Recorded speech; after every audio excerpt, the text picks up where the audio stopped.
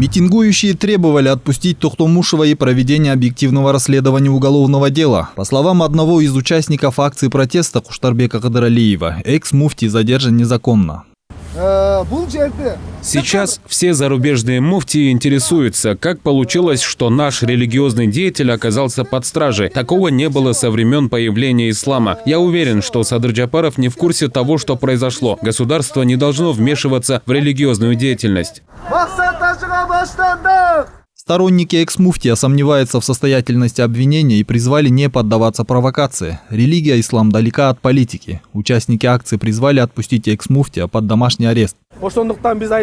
Ночное задержание можно назвать оказанием давления и неуважением. Можно было бы допрашивать его, отпустив под домашний арест. Он не тот человек, который стал бы убегать. Это несправедливо. На нас смотрят мусульмане всего мира. Они звонят нам и говорят, что задержание муфтия – нехорошее дело. Мы требуем принять справедливое решение.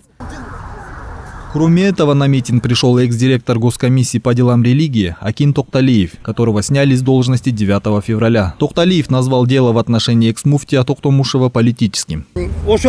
Муфтиат – это не госорган. У них есть свой кенеш, и у них своя комиссия. Все, что касается их бюджета, это их работа. А что сейчас происходит? Просто кому-то потребовалось захватить муфтиат.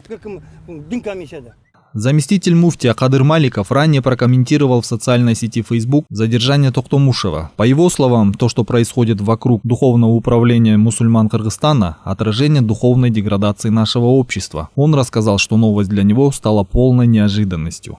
Для меня, как и многих из вас, новость, полученная из СМИ, стала полной неожиданностью. Изначально я пришел на пост заместителя муфтия в сентябре 2020 года. Был вне всяких игр или интриг, поэтому не был в курсе происходящего. Зачастую узнавал обо всем потом уже в СМИ или от посторонних людей.